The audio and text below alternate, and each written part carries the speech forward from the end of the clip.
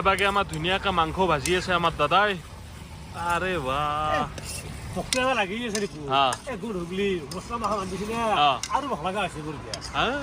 তে সসু দিলে তাই বল ঠিকেই ঠিকেই এ খাও খাও মানে হকদা মানে 6টা বাজি বেছি টাইম হোৱা নাই খাব পৰা হৈছে আৰু দিপেৰা ভাত যিহেতু ৰাতিপুৱাৰ পৰা আজি ব্ৰেকফাষ্ট নাছিল না মেইন কথা এ খানি অলপ 5 টকা 3 চেষ্টা কৰি তুমি খাবি আনকে মোক খং উঠছে গম পা না এই গাড়ী চলালে খানা গম পাব লাগে মই এনে খং উঠিছে মানুহ ভাল বহুত ভদ্ৰ মানুহ মই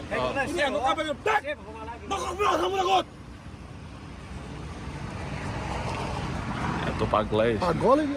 কথা পাতিলে আছে নেকি মোক কছি মোক পাগল বুলি কৈছি কছি দাড়ি চাৰি নাই তাৰ সি কেনেকে দেখি থাক নহয় মোক কছি মোক কছি আই টিকটক কছি লাগোতে গে বুলি কৈছি মোক কছি মোক আৰু গাইজ গাড়ীখনৰ আকৌ প্ৰব্লেম দিয়া নাছিল যদিও এতিয়ালৈকে এতিয়া এটা প্ৰব্লেম দেখা দিছি কি চাহ সেইগিলা পঢ়িবাকে লাগে তই এইকাৰণে তই গোল লাগিছে তই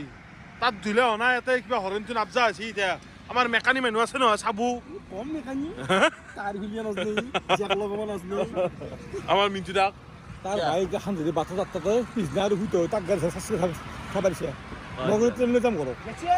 এসে এপানে চালক আছে দে চাক দেচোন চাওক পাৰবেও পাৰে হ্যাঁ তেলৰ দোকান নাই এখন খোলা গেছিয়া বা গেছিয়া এখন দাঙি দি জানে ৰ এইটো এডাল এই খুলছে মানে তোৰ ষ্টেণ্ড পাইপ দেল আছে দে এই একডাল জানে বহুত জানে অটোমোবাইল ইঞ্জিনিয়াৰ এগলে আমাৰ ৰাইমেদাৰ কি যে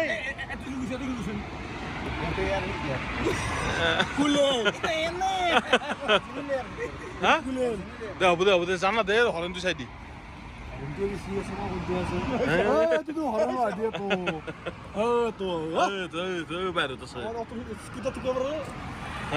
স্কুটাৰ বহুত জানো